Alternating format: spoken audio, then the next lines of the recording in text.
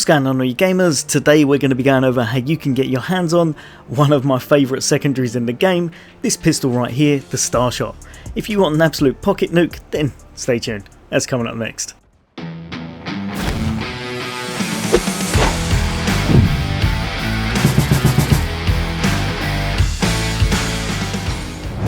Welcome back everybody. Today we're diving into a bit more Remnant 2. We're on the hunt for one of these secret weapons, and this one's going to be the Starshot. I've only recently found this weapon, but I must admit, as soon as I started upgrading it, I found that this was an absolute beast. Now in order to get this weapon, you're going to want to go to the planet Nuke, and then you're going to have to make your way to an open world tile set.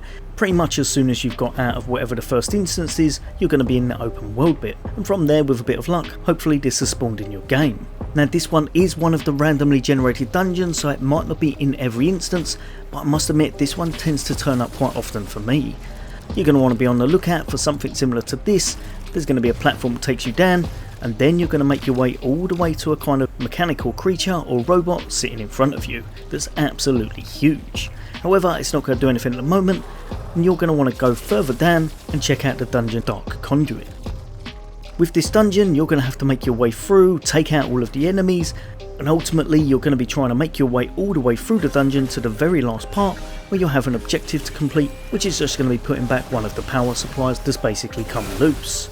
Once you've completed that, that's going to complete this objective in here, but it's also going to fix the robot outside, allowing you to get on with what you're after.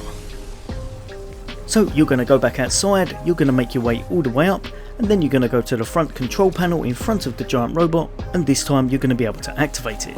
You're going to know things are going right because it's going to make a noise, sounds a little bit like a beacon, and from here you'll be able to make your way back up to the surface, and then you're going to be scavenging around in order to find what looks like flashing containers dotted around the map.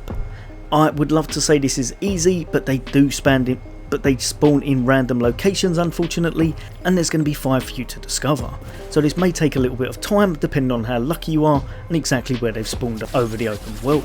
However, keep making your way through, keep looking around, there will be enemies attacking you, so this one might get a bit frustrating at some points, but every time you manage to find one, you're going to want to activate it, and then the giant robot is going to come and retrieve them and take it back to the home hub, which was the area we were already at. You're going to want to try and find 5 of these, as that's going to give you the maximum rewards, so ultimately you'll be scavenging for some time.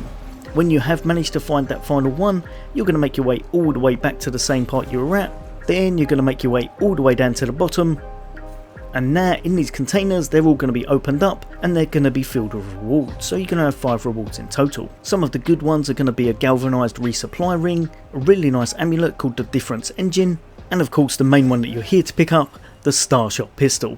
This secret is definitely worth doing, even though it can be a little bit on the annoying side if you're struggling to find those containers. So sometimes what I tended to do was to have a little look around before I started this event, and if I definitely couldn't find any, maybe try it again on a different adventure mode instance. But yeah, I'm going to jump back to Ward 13 now, show you exactly what goodies we picked up. So the resupply ring is going to give us 50% extra ammo pickups. The Difference Engine amulet, while the shield is active, you're going to gain 20% damage, and 1.5% of the base damage is going to be dealt as lifesteal.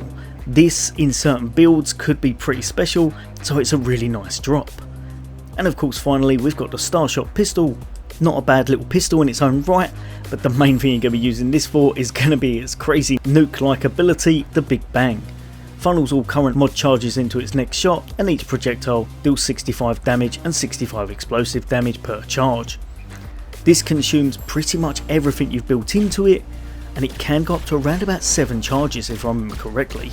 Also gives 75 burning damage over time, so if you're trying to do one big hit or clear out a group of enemies, this might be the gun for you. So as you can see here, not bad little bit of damage, probably not as good as some of the others out there, but the main thing we're going to be doing, build up those charges, then when you let them fly, it does a massive area effect. A lot of damage comes from this gun when it's using its skill. It is definitely a little pocket nuke and can be great as a secondary as long as you're able to make that mod charge up very fast. As always, there's going to be a lot more Remnant content from me. For now, take care. I'll see you on next day.